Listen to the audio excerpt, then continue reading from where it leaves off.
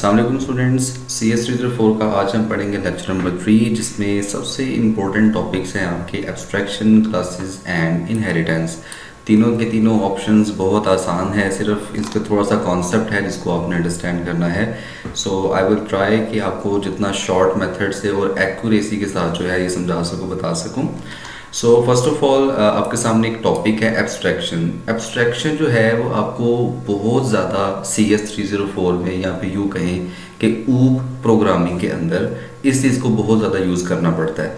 अब basically abstraction होती क्या चीज़ है, तो अगर यहाँ पर हम छोटी सी बात है कि capture only those details about an object that are relevant to current perspective, यानी इसमें हम यूं करते हैं आसान वर्डिंग में कि सिर्फ उतनी इंफॉर्मेशन हम शो करेंगे कि जितनी ज़रूरत है शो करने की। उसके अलावा जितनी भी एक्स्ट्रा चीज़ें होंगी उन सबको हम शो नहीं करते हैं। जैसे कि लेक्चर नंबर 2 में भी आपने इस चीज़ को थोड़ा सा अंडरस्टैंड किया होगा। यहाँ पर एक तो एग्जाम्पल है, उसको अंडरस्टैंड करते हैं ताकि आपको ये एग्जैक्टली समझ आ जाए बेसिकली एब्स्ट्रैक्शन होती क्या है। और अगर आपसे एब्स्ट्रैक्शन के बारे में पूछा जाए तो आप जस्ट इसी एक लाइन को, जिसको मैंने अभी हाईलाइट किया है, इसको आप वहाँ पर लिख सकते हैं। एग्जाम्पल अभी दे देते हैं इसकी। मिसाल के तौर पर उन्होंने कहा कि अली एक PhD का स्टूडेंट भी है और वो पढ़ाता भी है BS के स्टूडेंट्स को। अब इसके पर्सपेक्टिव क्या हैं? दो तरह के, एक वो एक स्टूडेंट पर्सपेक्टिव है, दूसरा है उसका टीचर का पर्सपेक्टिव, यानी दो नजरिए हैं अली को देखने के। अब स्टूडेंट्स पर्सपेक्टिव में देखा जाए तो अली सिर्फ एक स्टूडेंट है, लेकिन दूसरी तरफ देखा जाए तो वो एक टीचर भी है। अगर हम इन सारी की सारी चीज़ों को नोट डाउन कर लेते हैं कि अली एज अ टीचर और अली एज ए स्टूडेंट क्या क्या कर सकता है। अब देखें, अगर वो स्टूडेंट है या टीचर है, उसका नाम तो कोई ना कोई होगा। अब एज, जाहिर सी बात है, टीचर की भी और स्टूडेंट की दोनों पर्सपेक्टिव में देखा जाए तो उसकी एज तो है, मगर अब जब ये बात आ जाती है स्टूडेंट रोल नंबर की, तो अब ये सिर्फ पर्सपेक्टिव चला जाता है उसका स्टूडेंट पर्सपेक्टिव में। यानी अगर सिर्फ इस एक लाइन को, इस एक पॉइंट को देखा जाए तो हम कह सकते हैं कि अली सिर्फ स्टूडेंट है। अब यहाँ पे हमें क्लियर हो गया कि भाई हम सिर्फ और सिर्फ एक चीज़ पे फोकस कर रहे हैं, वो है कि अली इज़ अ स्टूडेंट और उसका एक रोल नंबर है। ठीक है, ईयर ऑफ स्टडी कि उसने स्टडी जो है वो किस साल में कर रहा है, उसका CGPA क्या है। अब यहाँ पे जब हम आते हैं तो यहाँ पर आता है एम्प्लॉय आईडी। अब स्टूडेंट की तो एम्प्लॉय आईडी होती नहीं है, तो यहाँ पे हम डायरेक्टली समझ जाएंगे। अगर हम किसी को कहें कि अली की एम्प्लॉय आईडी क्या है, तो समझ जाएगा बंदा कि यार ये तो बात कर रहा है इसकी जॉब की। ठीक है, यानी कि वो कोई कहीं पे नौकरी कर रहा है, वहाँ पे कोई टीचर है, वो कुछ भी है। तो यहाँ पर पर्सपेक्टिव को हमने समझना है कि हम अगर किसी भी चीज़ को क्रिएट करने जा रहे हैं, अगर तो वो स्टूडेंट की बात करेंगे तो हमने सिर्फ और सिर्फ उसी से रेलिवेंट इंफॉर्मेशन को वहाँ पे लिखना है। हम इररेलिवेंट डिटेल को 110% इग्नोर करेंगे ताकि हमारा कोड एक्यूरेसी के साथ लिखा जा सके। अब इसको मज़ीद आसान करके आपको बताता हूँ, एक और एग्जांपल दे देता हूँ कि आपने जब भी कोडिंग करनी है और अगर आप कोडिंग कर रहे हो स्कूल के मुतल्लिका, स्कूल के बारे में, तो उसमें इंफॉर्मेशन सिर्फ स्कूल की ही डालनी है, कॉलेज की या यूनिवर्सिटी की नहीं ऐड करनी। ठीक है, तो ऊप हमें ये कॉन्सेप्ट देता है एब्स्ट्रैक्शन का कि सिर्फ उसी इंफॉर्मेशन को लिखो, उसी इंफॉर्मेशन को शो करो कि जितनी जिस जगह पे ज़रूरत है। उसके अलावा जितनी भी चीज़ें हैं उनको उसकी अपनी जगह पर लिख दो। यानी अगर हम क्लासेस की बात करते हैं थोड़ी, इसके बाद अगला टॉपिक क्लासेस का है, तो बेसिकली क्लासेस इसकी मेन चीज़ है इस पूरी किताब की, कि जिसके अंदर आपको कोडिंग करना पड़ेगी। और उन्हीं क्लासेस का इस्तेमाल करते हुए जो तीसरा पॉइंट आने वाला है हमारा, वो है इनहेरिटेंस, वो भी आपको क्लासेस की मदद से ही आएगा। तो क्लासेस के अंदर हम लेट से पहली क्लास बना लेते हैं जी, स्टूडेंट क्लास। अब उस क्लास में हम लोग सिर्फ और सिर्फ स्टूडेंट से रेलिवेंट डिटेल्स ही लिखेंगे कि स्टूडेंट का कोई रोल नंबर है, स्टूडेंट का कोई होमवर्क है, स्टूडेंट का कोई टीचर है, स्टूडेंट की कोई एज वगैरह है, सारा कुछ स्टूडेंट से रेलिवेंट। इररेलिवेंट नहीं लिखना, बस इस चीज़ को याद रखिएगा। उसके बाद हम मूव करते हैं, ये सब चीज़ों को छोड़ दीजिएगा, इसकी ज़रूरत नहीं है क्योंकि आपको मैंने पॉइंट सारे के सारे समझा दिए हैं, तो अपने आप को आपने बिल्कुल भी किसी भी चीज़ गलत फहमी में नहीं डालना।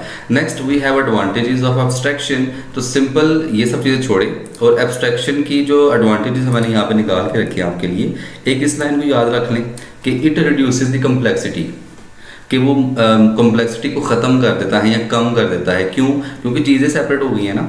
टीचर की बातें सिर्फ टीचर वाले सेक्शन में और स्टूडेंट की बातें सिर्फ स्टूडेंट वाले सेक्शन में, तो सिंपल सी बात है कि हमारी कॉम्प्लेक्सिटी कम हो चुकी है। सेकंड आप इसमें लिख लें कि avoids code duplication and increase reusability. तो आप इसको 3 पॉइंट्स में मैनेज कर सकते हो कि इट रिड्यूसेस दी कॉम्प्लेक्सिटी, पहला पॉइंट, अवॉइड्स कोड डुप्लीकेशन दूसरा पॉइंट, इंक्रीजेस रीयूजेबिलिटी तीसरा पॉइंट। तो सिंपल इसको रखिए, इतने का आपको मुश्किल करने की जरूरत नहीं है इन सब चीज़ों को, ठीक है। और यही सारी चीज़ें जो मैं आपको बता रहा हूँ, हाईलाइट करवा रहा हूँ, ये आपके एमसीक्यूज के लिए भी इनफ है, ज़्यादा परेशान होने की ज़रूरत बिल्कुल भी नहीं है। Next is classes. क्लासेस क्या चीज़ होती है कि जैसे मैंने आपको बताया कि हम लोग रेलिवेंट चीज़ों के मुतल्लिका ही कोडिंग करेंगे। अब क्लासेस क्या है समझ लें कि जो सेक्शंस मैंने बताए थे ना अभी, कि स्टूडेंट का सेक्शन अलहदा है जिसमें सिर्फ स्टूडेंट की ही बातें होंगी, टीचर्स का सेक्शन अलहदा है कि जिसमें सिर्फ टीचर से रेलिवेंट ही इन्फॉर्मेशन को हम लिखेंगे। इसी तरीके से अगर कोई मैकेनिक है तो मैकेनिक से रेलिवेंट ही चीज़ें आएंगी। इसी तरीके से अगर पेरेंट्स हैं तो पेरेंट्स से रेलिवेंट ही चीज़ें उसके अंदर हम लिखेंगे। अब ये जो बेसिकली मैंने आपको सेक्शंस बताए हैं, इनको हम लोग ऊप के अंदर कहते हैं क्लासेस बनाना। और क्लासेस के अंदर जो है आप सिर्फ और सिर्फ रेलिवेंट इन्फॉर्मेशन लिखते हो। मिसाल के तौर पर यहाँ पे एग्जाम्पल्स हैं कि अली स्टडीज़ यानी कि पढ़ता है मैथमेटिक्स, अब अनम भी है वो भी पढ़ती है, सुहेल है वो भी पढ़ रहा है। अगर हम इन तीनों की बातों को देखें तो इशारा किस तरफ है, each one is a student, के तीनों स्टूडेंट्स ही कंसिडर किए जाएंगे। और हम कह सकते हैं कि these objects are instances of a student class. यानी अगर हम इनकी एक क्लास बनाना चाहें तो हम यूँ कंसिडर करेंगे, चूँकि ये तीनों पढ़ रहे हैं तो हम स्टूडेंट क्लास इसका नाम रख देंगे, यानी क्लास का नाम क्या हो जाएगा जी, स्टूडेंट। और उसके अंदर हम इनसे रेलिवेंट फंक्शंस बना देंगे कि एक बंदा मैथमेटिक्स पढ़ने वाला है, एक फिजिक्स पढ़ने वाला है और दूसरा तीसरा कोई केमिस्ट्री पढ़ने वाला है। और ऑब्जेक्ट्स क्या होंगे, ऑब्जेक्ट्स ये अली एक ऑब्जेक्ट हो सकता है, अनम एक ऑब्जेक्ट हो सकती है, सुहेल एक ऑब्जेक्ट हो सकता है। और पिछले लेक्चर्स में लेक्चर 1-2 में मैंने आपको इस चीज़ के बारे में बताया था कि ऑब्जेक्ट्स क्या होते हैं। तो यहाँ तक जैसे कि एग्जांपल करें, ज़्यादा इसको पढ़ने की ज़रूरत नहीं है। नेक्स्ट हम लोग देखेंगे क्लास की रिप्रेजेंटेशन कैसे की जा सकती है, यानी क्लास को बनाया कैसे जा सकता है। तो क्लासेस को बनाने के लिए हमें 3 चीज़ों का बेसिकली ध्यान रखना है। फर्स्ट ऑफ ऑल कि जब भी आप लोगों ने क्लास क्रिएट करनी है यानी कि कोडिंग करनी है, तो उसमें क्लास लिखकर, यानी कि क्लास का जो कीवर्ड है वो लिखकर, मेक श्योर कि वो स्मॉल लेटर्स में हो। यहाँ पर उन्होंने गलत बताया हुआ है, क्लास का सी कैपिटल नहीं हो सकता। उसके बाद आप क्लास का जो नाम है वो बनाओगे, वो अपनी मर्जी से आप कुछ भी रख सकते हो, जैसे कि student, teacher, sir, madam, principal, कुछ भी, यानी आप इसमें नाम लिख सकते हो। देन उसके अंदर कुछ एट्रीब्यूट्स आएंगे और कुछ ऑपरेशंस आएंगे। एट्रीब्यूट्स समझ लें कि जैसे वेरिएबल्स आप बनाते थे ना, तो यहाँ पर क्लास के अंदर हम वेरिएबल को नाम दे रहे हैं यानी एट्रीब्यूट्स का। और आपको याद होगा कि आपको फंक्शंस बनाने मैंने सिखाए थे CS201 के अंदर भी, तो उनको हम लोग ऊप में कहते हैं ऑपरेशंस। इन केस आपको ये वेरिएबल्स, फंक्शन, तो ये सब चीज़ों में प्रॉब्लम आ रही है तो मैं इसी वीडियो में अभी ऊपर जो है ना वो एक लिंक दे दूंगा। तो उसमें मैंने C++ की कंप्लीट कोडिंग सिखाई हुई है तकरीबन 40-50 मिनट में, तो वो सीख लीजिएगा ताकि आपको ये ऊप समझने में बिल्कुल परेशानी ना हो। उसके बाद हम नेक्स्ट मूव करने वाले इनहेरिटेंस के बारे में। अब इनहेरिटेंस क्या होता है, अब ज़रा समझिएगा, मैं आपको सिंपल वे में समझाने लगा हूँ कि अगर हम लोग क्लासेस क्रिएट करते हैं, लेट्स से एक क्लास है फर्स्ट, जिसका नाम क्या रखा हमने फर्स्ट, एक दूसरी क्लास का नाम है सेकंड। अगर हम क्लास फर्स्ट और सेकंड को आपस में जोड़ दें तो वो क्या बन जाएगा, इनहेरिटेंस कहलाएगा।